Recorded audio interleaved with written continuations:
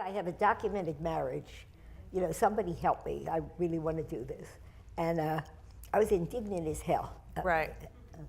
I mean, it wasn't just the money. Okay, but the money with my suit was about the money. Right.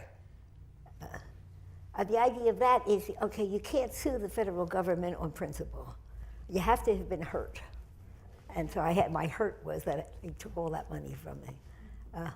But my real hurt was that they treated my lover of 42 years at that point, okay, as if she was a stranger. Right. Okay.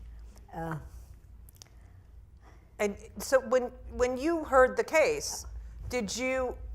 There was no but when you heard Edie's story, let's say. There's a man in the audience, okay, Brendan Fay, okay, who actually who had introduced me to the judge who married us, but who also was he called a friend of his and said, you know, they're not taking Edie's case, and it's wrong. And that friend is who called Robbie. Okay, right. And that's how we met. Okay. Wow. And you just said yes. I mean, well, first of all, I didn't know Edie, but I knew who Thea was because if you were a lesbian in New York City for the past 35 years, right. and someone said, I'm looking for a lesbian psychologist, they said, go see Thea Spire. Right. So I knew who Thea was. I have a lot of friends who knew Thea and who saw Thea's patients. I knew immediately, who we were talking about. And I knew that they lived nearby. So I live 4 blocks away from Edie. So I walked over her house the very next day, and I heard the story.